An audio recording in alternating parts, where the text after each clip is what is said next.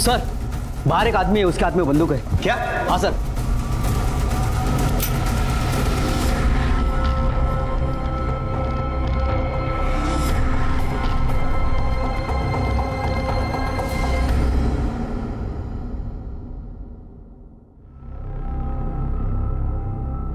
अरे लवकर आटपा, शादी के रिसेप्शन में जाना है कि नहीं? हाँ बाबा, झालं माझं, मी तयार आहे। अरे मान ले, जल्दी करो। बाबा हम तैयार है, वो औरत लोग को बांटा से ले लो। ठीक है, तो बेटियों को क्यों तैयार किया? बाहर के माहौल में खराब करना है इनको?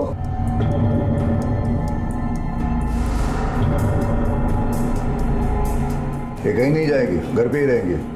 बूटी के साथ खेलो तुम लोग। ये तुम्हारा खड़ूस बाप कितनी बकबक करता है, तुम कभी बंद नहीं होना का? चुप रहो।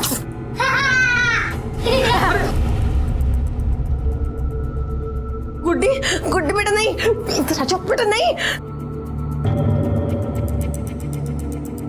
गुड्डी बेटा, अरे बंदूक लो, उसके हाथ से गोली चल जाएगी। गुड्डी, गुड्डी, मैं तुम्हारा पप्पा हूँ ना, बंदूक मुझे दे दो। छोड़ दो, पप्पा हूँ ना मैं तुम्हारा, बंदूक। मैं आजूबा बोल तेरा, आजूबा की बात मानेगी ना? दे दे दे, जा अभी ताई के साथ अंदर जाके खेल। जाओ।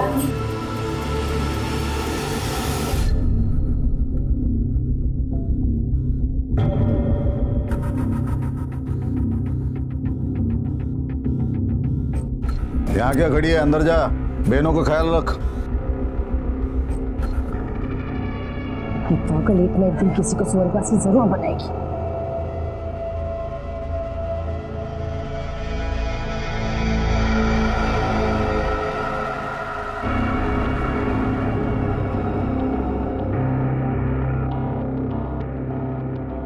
तू सुबह तक खड़ी रहेगी ना तो भी तेरा बाप नहीं आने वाला है। वो तो पी के दूध किसी गटर में पड़ा होगा।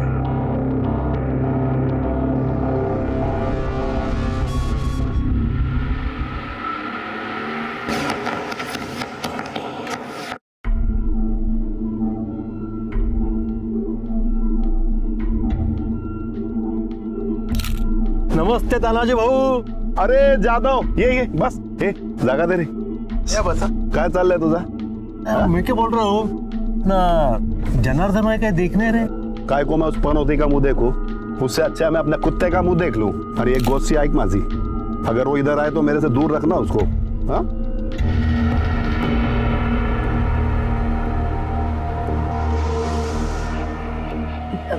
बाबा अभी तक घर नहीं आए। ओफ स्टू। गुड्डी ऐसा नहीं कर।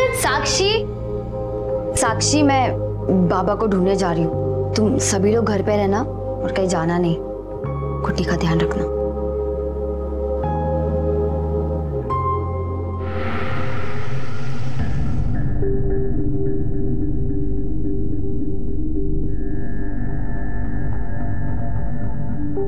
और भी जरूरत पड़ेगा तानाजी को बोलने का। अरे जनार्दन भाऊ, नमस्ते जनार्दन। नमस्कार नमस्कार। बहुत लेट हो गया आने में। हाँ ये औरत लोग का मेकअप में टाइम। अरे मालिनी, नमस्ते बाबा, कैसे तू? चल चल चल, है ना भरत ना?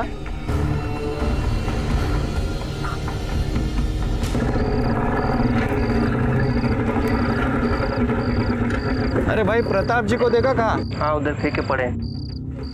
अच्छा ठीक है।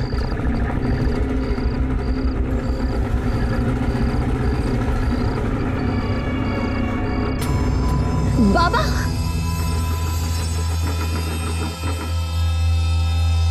बाबा बाबा बाबा उठो बाबा। बाबा घर चलो बाबा। घर जाओ। विवाह इन्होंने बहुत सारी पी रखी है, वो ऐसे नहीं मानेंगे, उनको उठा के ले जाना पड़ेगा। बाबा उठिए। बाबा उठो बाबा। बाबा उठा। चलो घर जाना है। बाबा चलो बाबा, बाबा घर जाना है। घर चलो, चलिए पहले घर चलते। बाबा बाबा संभालो, चलिए।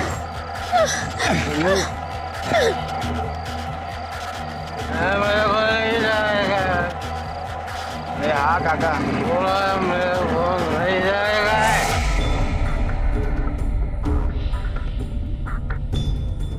देख संग्राम को देख, कैसा ससुर की गोद में बैठा है। अरे लाइट कैसे चला गया? अरे क्या हुआ? संभाल के। Thank you.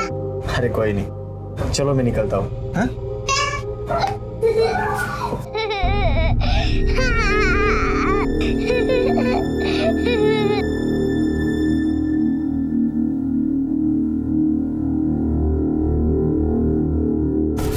कब मारा तुमने उसे? 1 घंटा पहले? हाँ, इसी बंदूक से मारा विभावरी को। 2 गोली उसके सीने में उतार दी। क्यों मारा उसे? सटक गई थी मेरी। सटक गई थी मतलब? मतलब कुछ नहीं, सटक गई मतलब सटक गई। घर पे उसकी डेड बॉडी पड़ी है, उसे उठवा लो।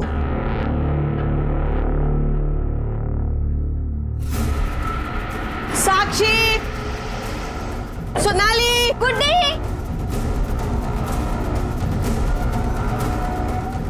बाबा कहाँ है लड़कियां? कुठेत मुली? बाबा, तीनों लड़कियां कहीं दिख नहीं रही। ये दोनों कौन है? मैडम, मैं इनकी बड़ी बहू। मेरी दोनों बेटियां गायब है। मैडम, मेरी बेटी भी कहीं दिख नहीं रही है और वो कमरे में खून पड़ा है।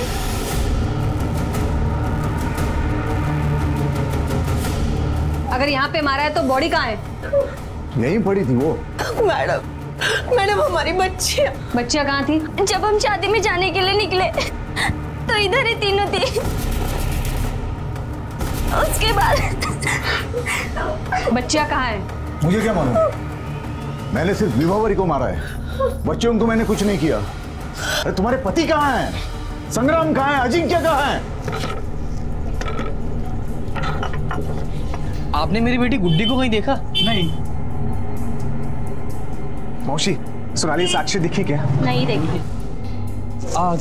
ताई आमच्या गुड्डीला कुठे बघितलं का? नहीं। गुड्डी, गुड्डी, साक्षी, सोनाली। लड़की को वहां गोली मारी तो डेड बॉडी कहाँ है? बॉडी कहाँ है? लगता है बच गई शायद। और बाकी लड़कियां वो कहाँ है? बोला ना, मैं गोली मार के निकल गया, मुझे नहीं पता। बेवकूफ समझता है पुलिस को? वहां से यहाँ तक चल के आया गोली मारने के लिए और बोलता है देखा नहीं लड़कियों को। मैडम, मेरे सर पे खून सवार था, मेरा ध्यान और कहीं नहीं गया। मैडम कहीं ऐसा तो नहीं कि उन 3 लड़कियों ने विभावरी को खून से लथपथ देखा हो और फिर गांव के किसी डिस्पेंसरी में एडमिट किया हो सकता है, पता करवाओ।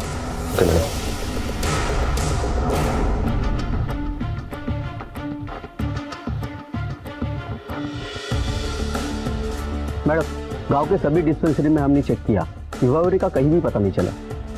पवार, बच्चियां काफी छोटी है तो उनके लिए ये विभावरी को उठा के डिस्पेंसरी लेके जाना मुश्किल है, पर फिर भी सवाल तो वही रहता है, बॉडी कहाँ है और ये बच्चियां कहाँ हैं? अब चुप भी हो जाओ, मिल जाएगी। अरे तीनों इतनी छोटी है, कहाँ जाएंगी? खेलते खेलते कहीं दूर चली गई होंगी। तुम मत रो। ये सब तुम्हारे बाप की वजह से हुआ है। पता नहीं क्या समझता है अपने आप को। मैडम, मैं उसे मार के यहाँ से निकला, मुझे मालूम नहीं उसके बाद वो कहाँ गई। तुम्हें मालूम सब है, बताना नहीं चाहते हो क्योंकि तुमने उसे मारा ही नहीं है, किसी और का इल्जाम अपने सर ले रहे हो। मैं ऐसा क्यों करूंगा? चल ठीक है, मान लिया तुमने उसे मारा है, वजह क्या थी मारने की? क्यों मारा? तुम्हारे घर से पुलिस स्टेशन आने के लिए 10 मिनट लगते और तुम्हें पूरा 1 घंटा लगा। क्यों? 8:30 बजे तुम निकले, 9:30 बजे तुम हमारे पास पहुंचे। 10 मिनट पुलिस स्टेशन आने के, बाकी के 50 मिनट कहाँ थे? देखिए मैडम, तो मारकर मैं यहाँ से निकल गई, फिर बाहर वहां पर थोड़ी देर बैठा, सोचता रहा अब क्या करूं। ये भी सोचा कि खुद को भी मार लूं, लेकिन बहुत कोशिश करने के बाद भी मैं अपने आप को नहीं खत्म कर पाया। तावड़े, पुलिस स्टेशन लेके चलो उसको। Yes madam. पवार यहाँ में घुमा रहा है, पुलिस स्टेशन आने में इसने 1 घंटा लगा दिया क्योंकि उस 1 घंटे के बीच में इसे वो 3 लड़कियों को और बॉडी को ठिकाने लगाना था, क्योंकि उन 3 लड़कियों ने इसे विभावरी का खून करते हुए देख लिया था। मॅडम, लेकिन उसे लड़कियों को गायब करके क्या फायदा मिलेगा? आणि तो त्याचा गुन्हा पण कबूल करतोय। पवार, उसके मकसद को समझो। उसने कबूल करने के बावजूद भी हम उसे नहीं पकड़ सकते, मर्डर का केस रजिस्टर नहीं कर सकते उसके नाम पर, क्योंकि बॉडी नहीं है हमारे पास। 3 जिंदा लड़कियों को और एक डेड बॉडी को ठिकाने लगाना किसी एक आदमी का काम नहीं है। मुझे लगता है इसके साथ और भी कोई तो शामिल है। इन सबकी गाड़ियां चेक करो। Okay madam.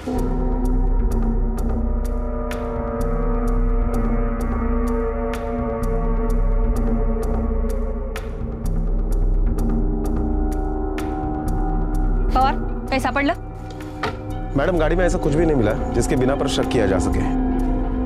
इसका मतलब इन सबकी गाड़ी अभी क्लियर है। मैडम, ये रहे जनार्दन की कॉल रिकॉर्ड। शायद हमारा शक सही निकला। कोई और भी ऐसा है जो जनार्दन ने हमें कहानी सुनाई उसको पूरी तरह से सुना सकता है, क्योंकि क्राइम होने से 10 मिनट पहले जनार्दन ने इस नंबर पर फोन किया था और उस वक्त ये नंबर जनार्दन के घर के आसपास ही एक्टिवेट था। पता करो ये हेल्पिंग हैंड कौन है, इसके भी कॉल रिकॉर्ड्स मंगवाओ।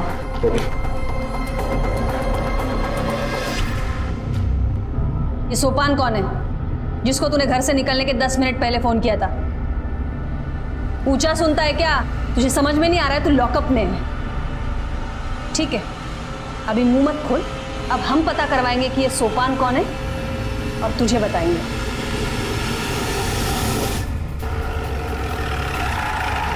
तुम्हारे साथ और कौन कौन था? बाबा को छोड़ के हम सब साथ ही गए थे। इधर वापस आके देखा तो विभावरी के कमरे में खून पड़ा हुआ था। बच्चियां सब गायब थी। बाहर निकले उनको ढूंढने के लिए और फिर। हाँ, सोपान कौन है? वो विभावरी का दोस्त। और ये जनार्दन घर के लिए कितने बजे निकला था? मैडम, वो शादी के माहौल में कुछ मालूम नहीं पड़ा और वहाँ पे बत्ती भी गुल हो गई थी ना। ये जनार्दन और सोपान के बीच क्या लफड़ा है? बाबा को सोपान और विभावरी के प्यार व्यार का चक्कर चाहिए नहीं था। ये सोपान छोटी जात का है ना।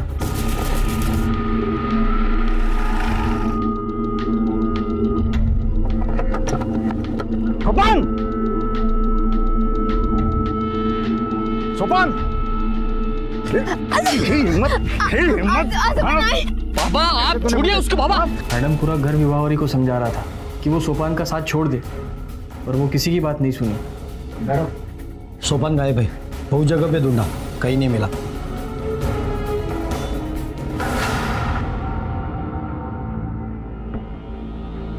अपनी इज्जत बचाने के नाम पे पोती को गोली मार दी। जब तक मैं जिंदा हूँ अपने खानदान की इज्जत मिट्टी में नहीं मिलने दूंगा मैं। चलिए, बात तो समझ में आई। पोती को क्यों मारा? सोपान को क्यों फोन किया था? उसे अकल सिखाने के लिए। अकल सिखाने के लिए कि धमकाने के लिए? वो आप जो भी समझो, लेकिन सच बात तो ये है कि उसी की वजह से ये खून खराबा हुआ है। खोटा बोलत नहीं है मी, चाहिए तो पूरे गांव से पूछ लो। जो भी किया है छाती ठोक के खुद से आपको आके बताया है। अब तक तो तूने एक खून कबूल किया है जिसकी अब तक बॉडी भी नहीं मिली। बाकी तीनों पोतियां कहाँ है तेरी? और वो सोपान भी गायब है। मार दिया क्या उसे भी? अगर उसे मारता तो वो भी छाती चौड़ी करके आपको आके बताता था।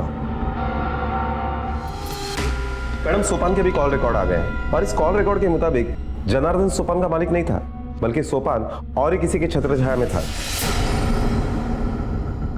किसकी? जनार्दन की बहू मालिनी। मालिनी और सोपान के बीच में अक्सर बातें हुआ करती थी, बल्कि कत्ल के दिन भी मालिनी ने सोपान को कॉल किया था। ये सोपान का चक्कर अगर विभावरी से चल रहा था तो मालिनी से इतनी बात क्यों करता था? पवार, फैमिली से पहले पड़ोसियों से पूछताछ करो कि माजरा क्या है। क्या बोले साहब?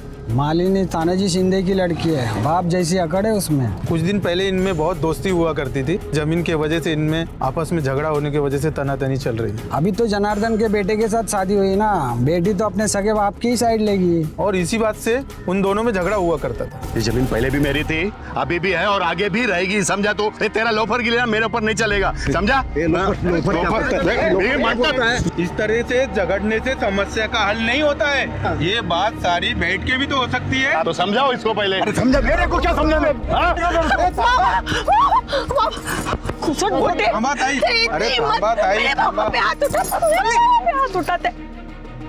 ये जनार्दन है ना, मेरे को आते जाते धमकी देता था हर वक्त, कुछ भी पन बोलता था वो किसके भी सामने। तभी मेरे को समझा कि इसके नाक में नकेल डालना पड़ेगा, नहीं तो ये जंगली सांड मेरे को जीने नहीं देगा, परेशान करता ही रहेगा। ऐसा ही मेरा बेटे को भी कुछ भी पन सुनाता था वो, एकदम दुखी करके रखा था, आप ये समझिए। तो सुखी होने के लिए क्या किया तुमने फिर? सोपन मेरा आदमी था।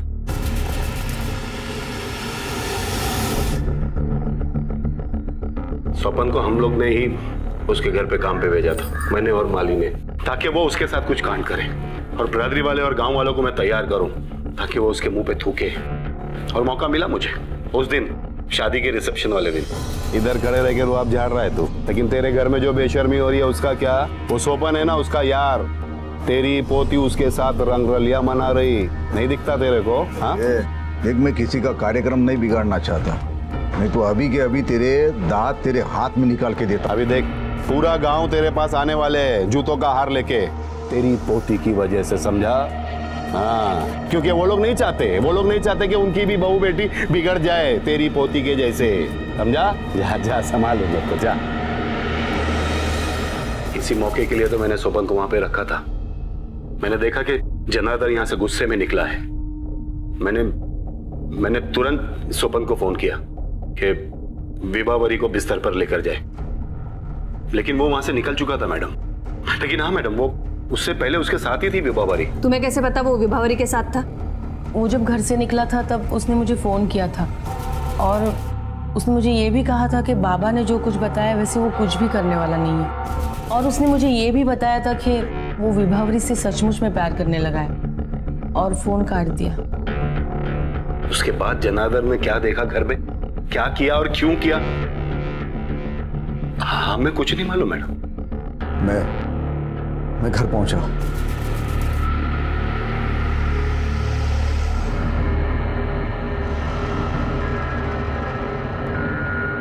विभावरी के कमरे में जाके देखा तो वो कमीज की बटन लगा रही थी, बिस्तर बिखरा हुआ था। तो मैं समझ गया कि सोपान के साथ मिलके उसने अपना मुंह काला कर लिया। मैंने बंदूक उठाई और 2 गोली उसके सीने में उतार दी। अगर वो वहीं गिरी थी तो उसकी लाश कहाँ है, और बाकी 3 बच्चियां कहाँ हैं? मेरे को नहीं पता वो कहाँ है। देख तू,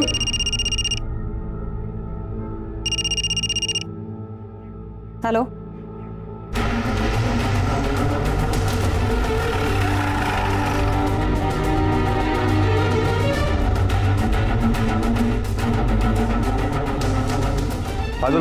चलो पीछे चलो, चलो पीछे चलो। पवार, ये नदी भी जनार्दन के घर से कुछ ज्यादा दूर नहीं है। दरअसल मैडम, ये जगह जनार्दन का घर और शादी का पंडाल इसके बीच में आती है। एक जगह से दूसरी जगह जाने के लिए दूसरा कोई ऑप्शन भी नहीं है, यहीं से होकर जाना पड़ता है। एक काम करो पवार, विभावरी के घर वालों को खबर कर दो, बॉडी पोस्टमार्टम के लिए भेजो, और सबसे अहम बात, जनार्दन पर मर्डर का केस रजिस्टर करो। Okay madam. पवार, पोस्टमार्टम के हिसाब से विभावरी का खून गोलियां चलाने से नहीं, गला दबाने से हुआ है। अब गोलियां चलाने के बाद गला दबाने का चांस तो जनार्दन का हो ही नहीं सकता।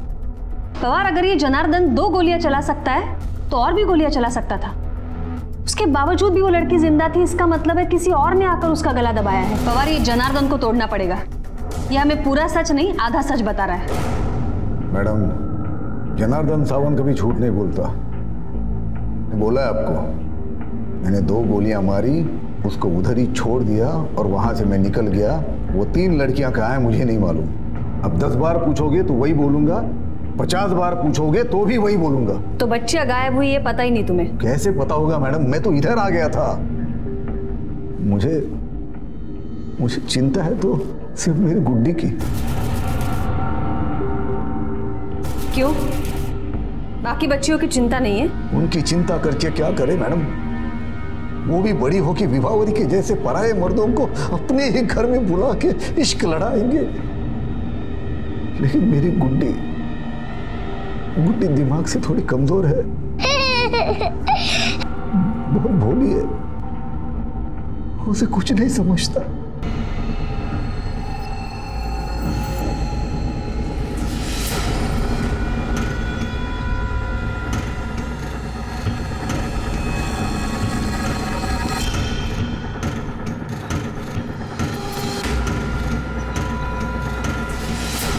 ऐसा कौन होगा जिसने गोली मारने के बाद गला दबाया होगा, तीनों बच्चियों को भी गायब किया होगा? क्या मकसद हो सकता है इस इंसान का?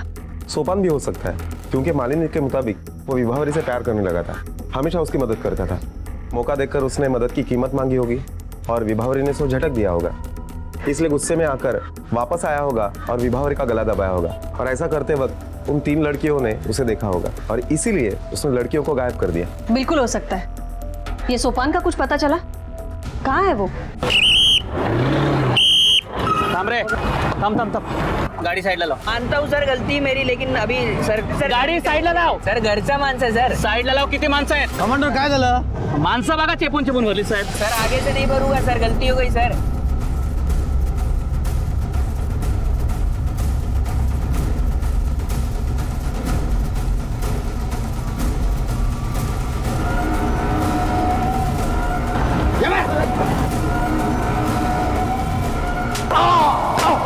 वो तानाजी और मालिनी ने मेरे को विभा के साथ कांड करने का काम दिया था।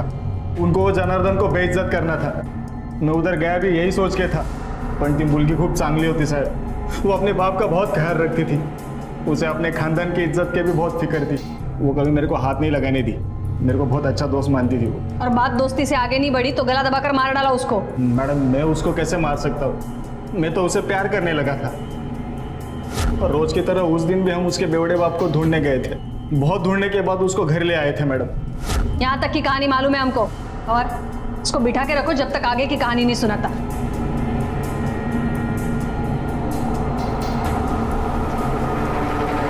और ये विभावरी का बाप प्रताप, इसकी क्या खोज खबर है?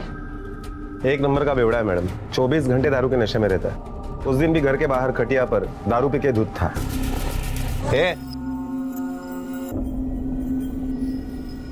उठ रे, उठ, अरे उठना। वो इतना पिया हुआ था कि उसे हिला भी नहीं जा रहा था। वो क्या बंदूक चलाएगा? अभी भी कहीं पर दारू पी के गटर में पड़ा होगा। अपनी बेटी की मौत का गम भी नहीं है उसे। और यही एक बात हैरान करने वाली है, इस फैमिली में किसी को किसी की पड़ी ही नहीं है, लेकिन कातिल बाहर का नहीं हो सकता, क्योंकि किसी बाहर वाले को बचाने के लिए जनार्दन सूली पे नहीं चढ़ेगा।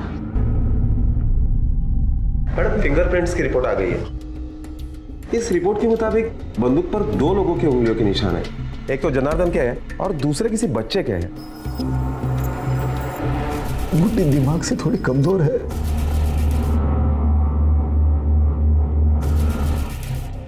यह भी हो सकता है कि गुड्डी ने अपने पागलपन में विभावरी पर गोलियां चला दी हो और जनार्दन ने उसे बचाने के लिए दोनों बच्चियों को मारकर इल्जाम अपने सर ले लिया हो।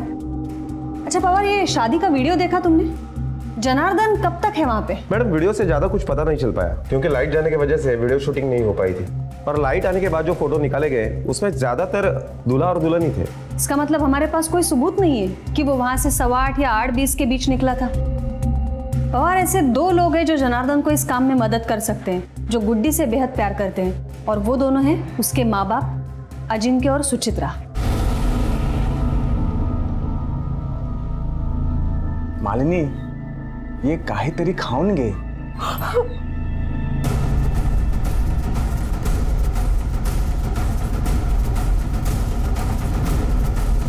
आप लोग यहाँ रुकिए, आप ये खाना लेकर अंदर जाओ, इनसे पूछताछ करनी है।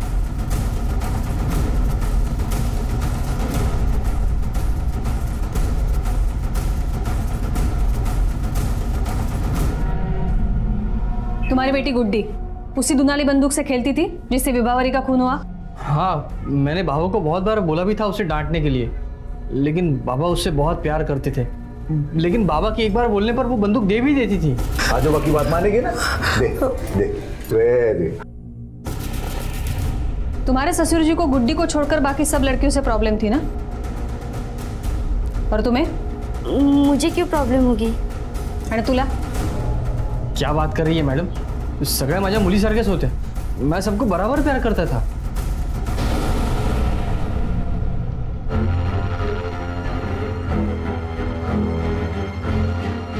अब अंदर आइए जरा मेरे साथ।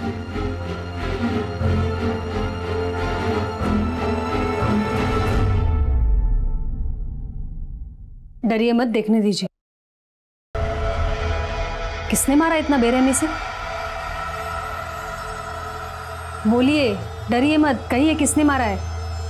गुड्डी के पापा ने। इसी तरह जानवर के जैसे हमेशा पिटते हैं, औरत को समझते ही नहीं। किती वेळा विचार आला मनात कि अपनी जान ले लूं, लेकिन मेरे जाने के बाद मेरी गुड्डी का क्या होगा, कौन देखेगा,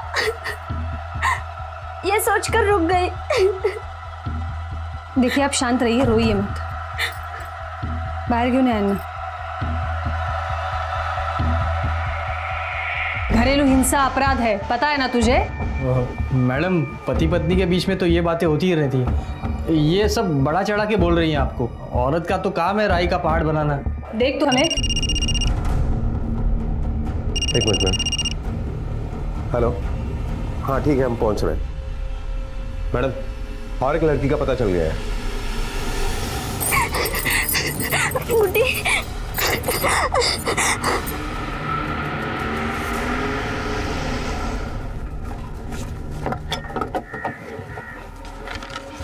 मैडम, गुड्डी के फ्रॉक के ऊपर जो खून के निशान पाए गए, ये उसकी फॉरेंसिक रिपोर्ट है। मैडम, इस फॉरेंसिक रिपोर्ट से ये पता चलता है कि गुड्डी के फ्रॉक के ऊपर एक नहीं 3 लोगों के खून के निशान है। गुड्डी, अभी हमें बताओ, तुमने विभावरी ताई को मारते हुए किसको देखा था? याद है? याद है?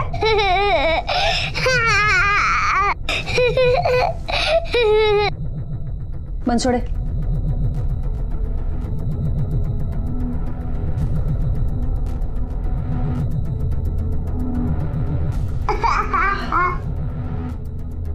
लावा में दे दो।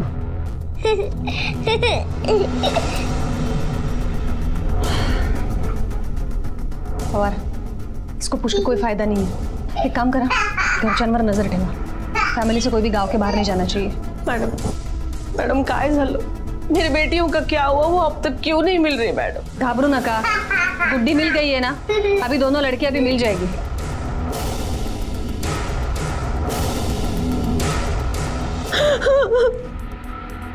पवार, एक काम करा, ये नदी के साइड में जितने भी पुलिस स्टेशन हैं, उन सब में साक्षी और सोनाली का लापता होने का और मर्डर होने का अलर्ट भिजवा दो।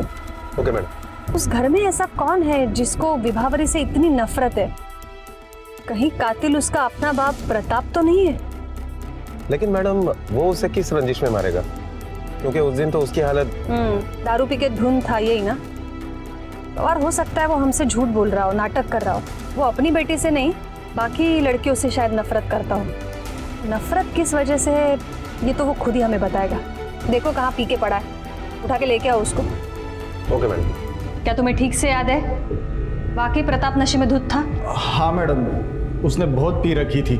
मैं और विभा ने बड़ी मुश्किल से उनको घर पे छोड़ा था। घर पे और कौन कौन थे? वैसे मैं अंदर नहीं गया था, लेकिन हम घर पहुंचे थे ना, तब तीनों बच्चियां बाहर आई थी। सो जाइए।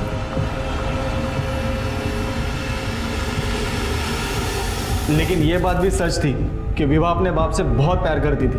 वो जितना उस पर मरती थी, उसका बाप उससे उल्टा था, उसे बहुत गालियां बकता था। वो बेचारी तो उसकी देखभाल भी जबान बंद करके करती थी, ताकि उसे पता ना चले कि ये विभा है और वो गालियां ना बके।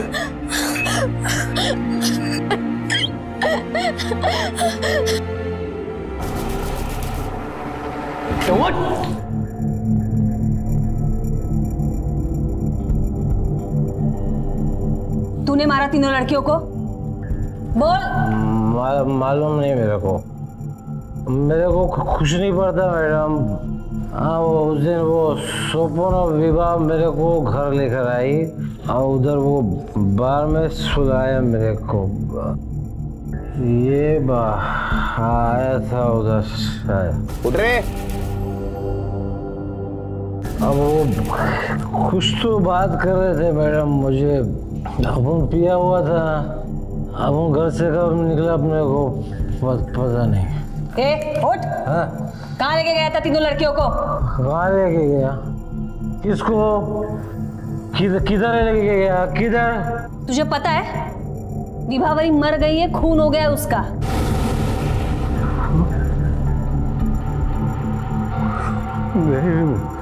विभा मर गई, उसका खून हो गया। मेरे को पता है मैडम, वो मालिनी और सना वो बोलने वाला उसे बहुत परेशान करते हैं, बहुत परेशान।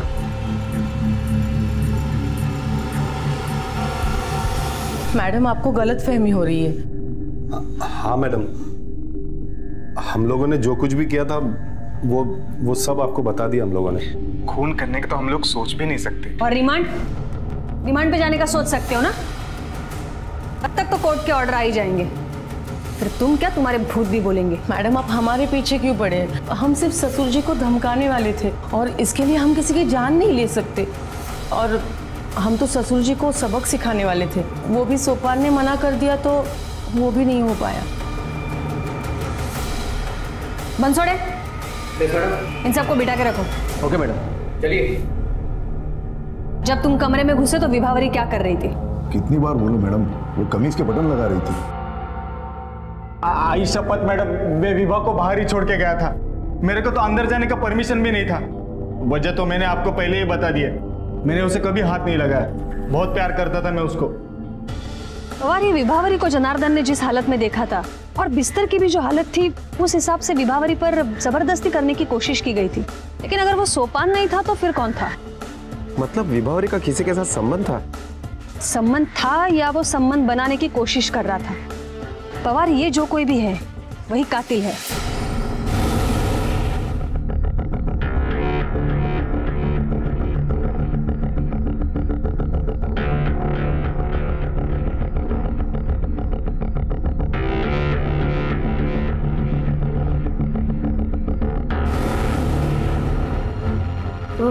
वो उस लड़की के पीछे पड़े थे, अपने ही घर में खुद को कैसे कैसे बचाती फिरती थी।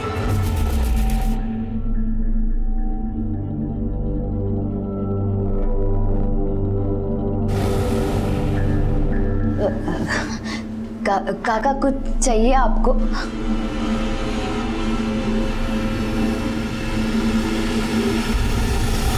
विभा ने मेरे को बोला।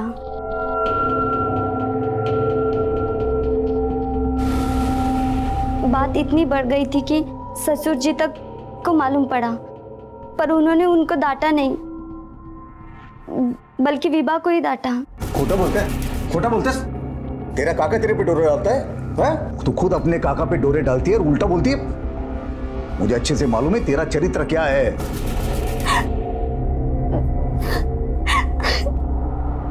अजिंक्य कहाँ है? कितनी बार समझाया उसको, पर वो मान ही नहीं रही थी। क्या करता मैं, मुझे बहुत अच्छी लगती थी और कभी मौका ही नहीं मिल रहा था। फिर उस दिन शादी में बत्ती गुल हो गई और मैं वहां से निकल पड़ा। अरे क्या हुआ? काय झालं रे? मैं घर पहुंचा, देखा तो वो अपने कमरे में ही थी। मैंने उस पर काबू करने की कोशिश की,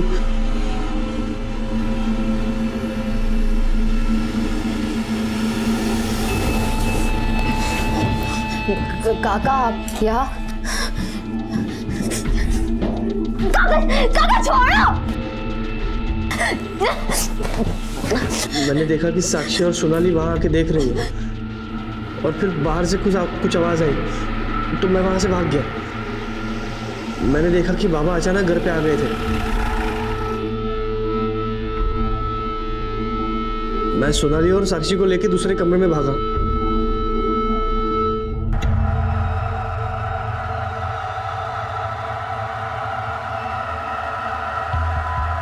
बाबा बंदूक लेके विवाहरी के कमरे में गए तो मैं चुप के वहीं से देख रहा था। विवाह!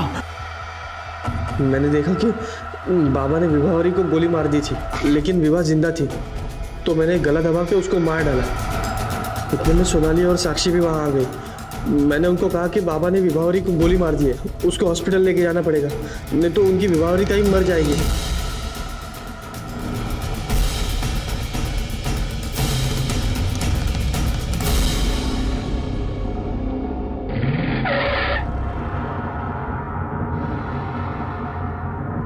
मैं साक्षी और सोनाली को मारने के लिए जैक लेने गया तो देखा गुड्डी विभावरी के लाश को लिपट के हंस रही थी।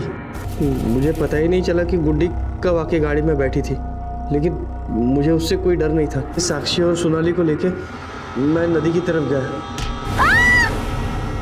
मैंने साक्षी और सोनाली को मार के उनकी लाशें नदी में फेंक दी। फिर मैं गाड़ी लेके आगे निकला और विभावरी की लाश को वहीं जंगल में फेंक दिया। गुड्डी के कपड़ों पे तीनों के खून के निशान थे, इसलिए मुझे उसे जंगल में ही छोड़ना पड़ा। फिर मैं नदी में नहा के रिसेप्शन के कपड़े पहन के फिर रिसेप्शन में पहुंच गया। तुम जैसे समाज के ठेकेदार अपनी बहू बेटियों पर बुरी नजर रखते हैं और दूसरों को जीने का सलीका सिखाते हैं। तेरे लिए अच्छा इंतजाम है बेटा, इधर चल तेरा ट्रेनिंग शुरू करते हैं। घेऊन जायला। अजिंक्य जैसे लोगों को परिभाषित करने के लिए वहशी, दरिंदे, ये सभी शब्द बहुत छोटे हैं। विभावरी की बेचारगी पर आंखें नम हो जाती हैं, जो अपने ही घर में पराई थी, असुरक्षित थी और मारी गई। सोनाली और साक्षी की डेड बॉडी पुलिस ने उसी नदी से लगभग 200 मीटर की दूरी पर बरामद की। जनार्दन को विभावरी पर अटेम्प्ट ऑफ मर्डर के जुर्म में और अजिंक्य को सेक्सुअल हैरेसमेंट और विभावरी, सोनाली और साक्षी के कत्ल के जुर्म में गिरफ्तार किया गया है।